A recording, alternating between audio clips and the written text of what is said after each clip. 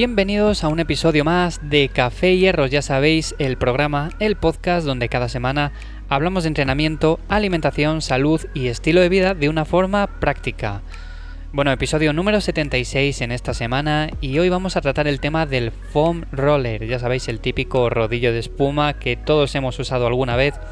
Y vamos a tratar precisamente los beneficios de la liberación miofascial, de cómo podemos utilizar este foam roller y todas estas cosas un poco más en detalle.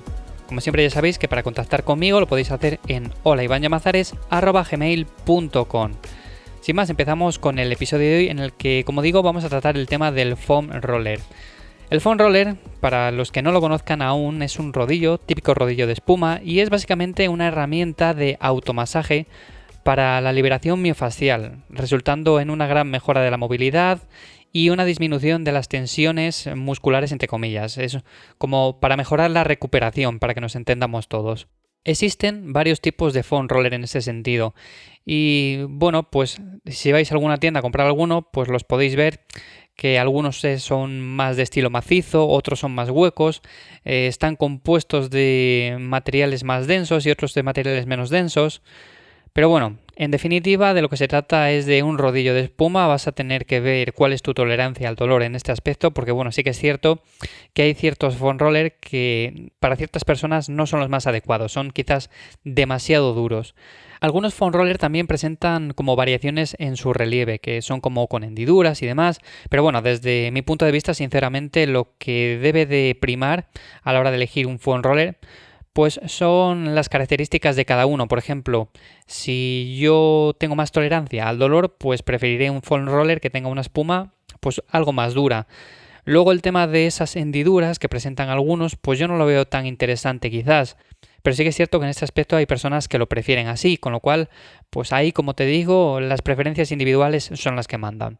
También sumado al foam roller, pues es interesante el utilizar la típica pelota de goma dura con la que también podemos darnos masaje y llegar a esas zonas un poco más complicadas, porque el foam roller al final pues es un rodillo bastante grande que abarca bastante superficie muscular, por así decirlo, y claro, para entrar en ciertas zonas en profundidad, como por ejemplo zonas del pectoral o zonas de la escápula y demás, pues quizás es mejor el utilizar una pelota de goma dura, pero con el foam roller para un masaje de isquios o de cuádriceps es una herramienta fundamental. Yo lo considero algo imprescindible en cualquier rutina de calentamiento y bueno, aunque sí es cierto que son cosas que he visto yo a lo largo de mi experiencia personal a lo largo de los años, no quiere decir que esto tenga una evidencia como tal que se sustente fuertemente en que debemos de calentar con el foam roller, debemos utilizarlo y demás. Pero bueno, como preferencia individual, yo lo he probado, a mí me funciona y yo se lo recomiendo a todas las personas que, bueno, que padezcan molestias, que padezcan contracturas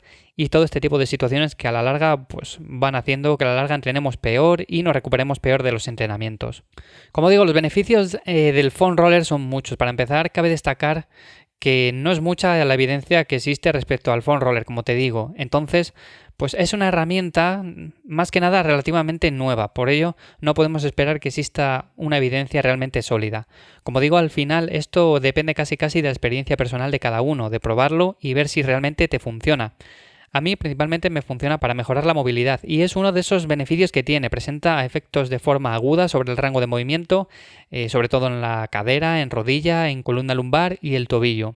Normalmente estos efectos parecen ser pues dependientes en función del tiempo que lo utilizamos y si lo aplicamos menos de 30 segundos parece no tener ningún efecto. Pero como digo también, y vuelvo a repetir, esto depende de cada persona, de la experiencia personal y de cada uno.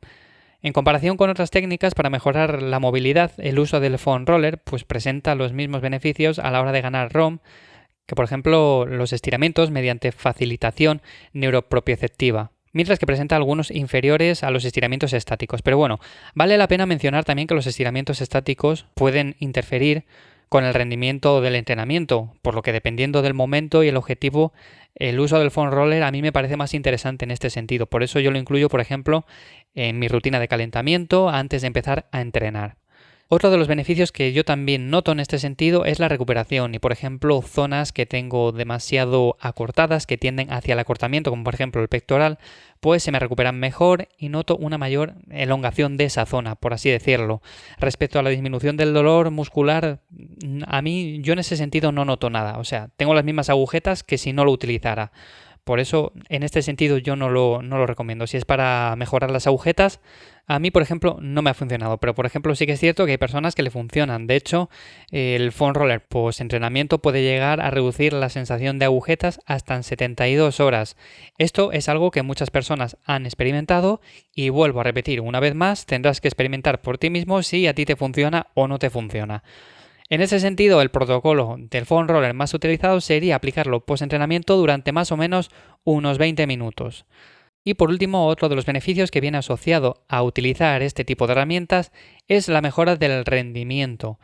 A ver, la mejora del rendimiento, pero en el sentido de que si nosotros mejoramos en movilidad, mejoramos la postura, quitamos ciertas tensiones de zonas musculares más propensas a ello, pues evidentemente al final el rendimiento va a mejorar. Esto se ha visto con la aplicación, por ejemplo, de preentrenamiento de una sesión de unos 60 segundos de foam roller. Pero como digo, también puede ser añadiéndole un poco de pelota de goma dura, porque es cierto que en zonas como el pectoral es un poco más complicado incidir. Por lo tanto, y con todo esto, sabemos que el uso del foam roller, por ejemplo, antes de entrenar, produce una mejora del rendimiento en cuanto a fuerza, potencia, agilidad y velocidad en comparación con un calentamiento más dinámico.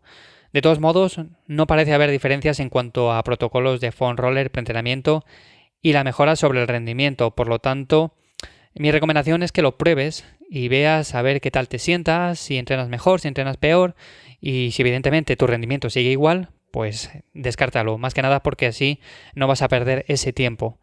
Además, también se ha comprobado que el foam roller pues, no parece presentar mejoras sobre la temperatura muscular, mientras que existen resultados contradictorios respecto a la activación muscular y la capacidad de contracción voluntaria.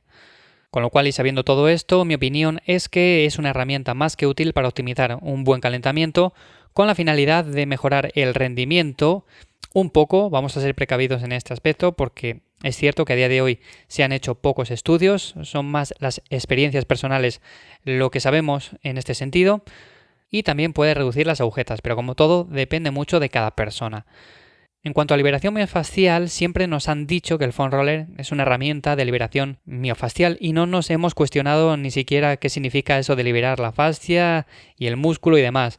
Y la idea de que el foam roller pues, actúe a nivel de la fascia, elongando la musculatura, eliminando las restricciones faciales y demás, pues suena un poco raro, ¿no? Así a simple vista. De hecho, no nos hemos parado ni siquiera a pensar qué es eso de elongar la fascia, qué significa eso de restricción facial. Pero bueno, en base a los estudios que hemos visto hasta ahora, pues no tenemos evidencia ninguna de que se elongue el tejido muscular ni que se rompa ninguna restricción facial, aunque sí se consigue una mejora de la movilidad y una reducción de la sensación de dolor percibido. Y esto sí que va de la mano. Entonces, posiblemente el uso de este foam roller pues no va a elongar la fascia, pero lo que sí va a hacer es que tengas una mejora de la movilidad, de que tengas menos sensación de dolor y por lo tanto, como decíamos antes, vas a tener un mayor rendimiento, te vas a recuperar más pronto de los entrenamientos y eso es muy importante. Esta capacidad depende obviamente del tipo de fascia y de su composición, siendo más difícil pues, producir cambios plásticos en fascias más densas. Y según estudios resulta casi inalcanzable para las capacidades humanas el producir cambios plásticos en las fascias densas como la fascia lata o la fascia plantar.